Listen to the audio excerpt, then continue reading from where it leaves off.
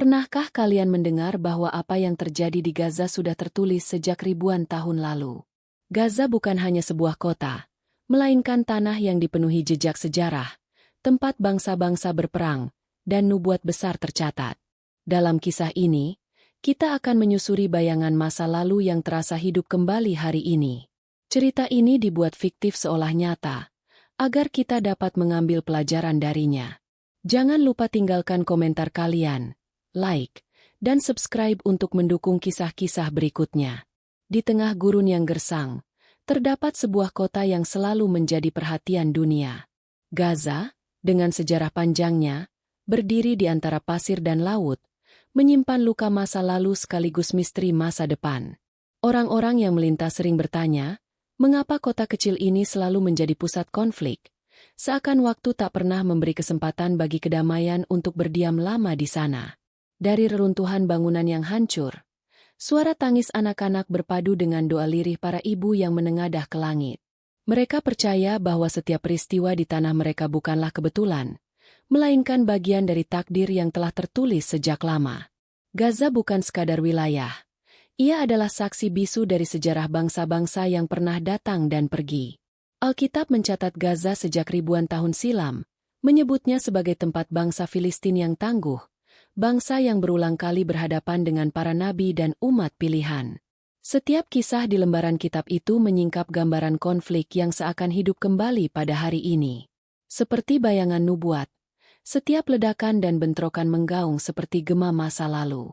Di sebuah sudut kota, seorang pemuda bernama Yasin berdiri memandangi puing rumahnya yang rata dengan tanah. Ia teringat kisah yang sering dibacakan ayahnya dari kitab-kitab lama tentang kekuatan Samson di Gaza, tentang gerbang kota yang tercabut oleh tangan seorang manusia, dan tentang perlawanan yang tak pernah padam. Hatinya bergolak. Apakah dirinya juga sedang hidup dalam nubuat yang sama? Malam itu, Yasin duduk di atas atap yang setengah runtuh, menatap langit penuh bintang. Ia merasakan bahwa Gaza bukan sekadar kota, melainkan medan ujian yang telah disebut jauh sebelum dirinya lahir. Setiap suara dentuman bom seakan menjawab ayat-ayat lama yang mengisahkan penderitaan dan kebangkitan bangsa-bangsa. Angin malam membawa aroma debu bercampur asap mesiu. Di kejauhan, terlihat bayangan tank yang berderak perlahan, mengingatkan Yasin pada cerita ayahnya tentang bangsa asing yang selalu datang dengan senjata. Seakan Gaza adalah panggung pertempuran abadi. Ia merasakan ketakutan, tetapi juga keinginan untuk memahami mengapa tanahnya selalu menjadi pusat ujian sejarah. Di dalam hati, Yasin berbisik menyebut nama Allah dengan penuh harap. Ia meyakini bahwa meskipun nubuat dalam kitab-kitab lama memberi gambaran tentang kehancuran, pasti ada hikmah yang diselipkan oleh Sang Pencipta. Gaza mungkin adalah tempat yang terluka, tetapi luka itu menyimpan rahasia yang belum sepenuhnya terungkap. Pagi menyapa Gaza dengan cahaya yang samar, menyingkap bayangan bangunan yang telah runtuh menjadi abu. Di balik suasana muram itu, terukir jejak sejarah yang tak pernah hilang.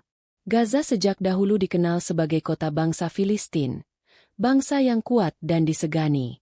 Nama mereka berkali-kali disebut dalam Alkitab, menjadikan Gaza bukan sekadar kota, melainkan simbol perlawanan dan pertempuran. Yasin berjalan melewati jalan sempit yang dipenuhi puing. Dalam hatinya ia membayangkan bagaimana dahulu bangsa Filistin hidup di tanah yang sama, membangun rumah dan benteng, serta berhadapan langsung dengan para nabi yang membawa risalah. Ia bertanya-tanya, apakah roh sejarah itu masih tertinggal, membuat setiap generasi di Gaza terus mewarisi penderitaan dan keberanian yang sama. Di sebuah reruntuhan masjid, Yasin bertemu seorang lelaki tua bernama Syaikh Umar. Rambutnya putih, wajahnya keriput, namun sorot matanya penuh keteguhan. Dengan suara pelan, Syaikh Umar berkata bahwa apa yang terjadi hari ini sudah digambarkan sejak ribuan tahun lalu. Gaza adalah tanah yang ditakdirkan selalu menjadi bagian dari kisah besar umat manusia. Syaikh Umar menceritakan bagaimana kitab suci menyebut nama Gaza dalam peperangan, terutama ketika Samson ditawan dan dibawa ke kota ini. Di sanalah terjadi peristiwa besar yang mengguncang bangsa Filistin. Kisah itu terus hidup, dan hari ini, di balik dinding yang runtuh, Gaza kembali menjadi panggung dari nubuat lama. Yasin mendengarkan dengan seksama. Semakin ia mendengar, semakin ia merasa bahwa hidupnya bukanlah kebetulan. Seakan setiap langkah di tanah Gaza adalah lanjutan dari cerita panjang yang belum selesai ditulis. Ia merasakan ketegangan, antara ingin melupakan sejarah dan sekaligus tak bisa lepas darinya. Di kejauhan, terdengar suara helikopter berputar di langit, menebarkan bayangan hitam di atas jalanan. Yasin menoleh, melihat anak-anak berlarian mencari perlindungan. Suara itu mengingatkannya bahwa masa lalu dan masa kini seperti bertemu dalam satu titik. Sama seperti bangsa Filistin dahulu, hari ini mereka pun hidup di bawah ancaman yang sama. Syekh Umar menutup pembicaraannya dengan kalimat lirih. Gaza akan terus menjadi saksi, karena dalam setiap luka yang diderita, ada bagian dari nubuat yang sedang berjalan. Yasin terdiam, menatap tanah tempat ia berpijak. Ia mulai merasakan bahwa dirinya adalah bagian dari kisah yang jauh lebih besar daripada sekadar hidup sehari-hari di tengah puing. Malam kembali turun di Gaza, dan langit tampak memerah oleh cahaya ledakan. Suara sirene meraung, sementara bayangan bangunan yang terbakar menjulang di antara kegelapan. Yasin menutup telinganya, namun dentuman bom tak bisa ia hindari. Saat itu, kata-kata Syekh Umar tentang nubuat yang menyebut api dan pedang terngiang jelas di kepalanya.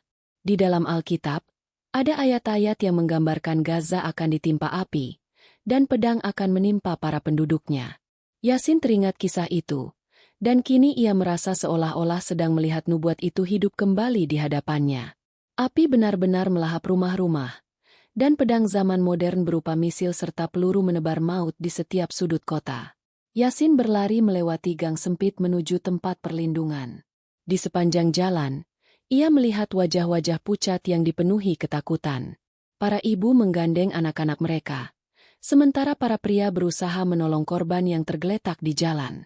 Semua itu seperti potongan cerita yang seakan diambil langsung dari kitab-kitab lama, namun kali ini benar-benar terjadi di tanah kelahirannya. Dalam kegelapan, Yasin teringat doa yang diajarkan ayahnya. Ia mengangkat tangannya, memohon kepada Allah agar diberi keteguhan hati. Sebab meskipun nubuat telah menggambarkan kehancuran, Yasin yakin bahwa Allah juga menyimpan janji tentang rahmat dan pertolongan bagi mereka yang bersabar. Ledakan kembali mengguncang. Debu berjatuhan dari dinding yang retak. Yasin terhuyung, lalu terduduk di lantai. Dari sela-sela reruntuhan, ia mendengar tangisan seorang anak kecil yang terjebak. Dengan hati-hati, ia berusaha merangkak mendekat, menyingkirkan batu demi batu, hingga akhirnya berhasil menarik seorang bocah yang tubuhnya penuh debu. Bocah itu menatap Yasin dengan mata yang basah, lalu berbisik pelan, "Apakah ini sudah tertulis?" Pertanyaan polos itu menusuk hatinya. Yasin tak mampu menjawab, hanya menatap ke arah langit yang dipenuhi asap. Ia sendiri bertanya dalam hati, apakah benar semua ini telah ditentukan sejak lama, dan mereka hanyalah pemeran dalam sebuah kisah yang jauh lebih besar. Malam itu, Yasin menggenggam tangan bocah itu erat-erat. Dalam dirinya, tumbuh perasaan bahwa Gaza tidak sedang sekadar menghadapi perang biasa. Mereka sedang menjalani bagian dari nubuat besar yang pernah dituliskan ribuan tahun silam. Dan mungkin, dirinya akan menjadi saksi yang harus bertahan untuk melihat bagaimana cerita ini berakhir. Pagi menjelang dengan sinar matahari yang menembus debu, memantulkan cahaya keemasan di atas reruntuhan Gaza. Yasin duduk di antara puing bersama bocah yang semalam ia selamatkan. Meski tubuhnya lelah, hatinya terasa hangat karena ia masih diberi kesempatan untuk bernafas. Di tengah kehancuran, ia merasakan kehadiran Allah yang memberi kekuatan untuk tetap bertahan. Syekh Umar mendekat, membawa sekeranjang roti sederhana yang ia bagi kepada siapa saja yang ditemuinya. Dengan suara tenang ia berkata bahwa setiap luka dan kehancuran hanyalah bagian dari ujian. Nubuat memang menyebutkan Gaza akan mengalami pedang dan api, namun Allah juga menyiapkan fajar baru setelah gelap. Kata-kata itu membuat Yasin menunduk. Air matanya jatuh, bercampur dengan debu di tanah. Di tengah kota yang hancur, Yasin menyadari satu hal.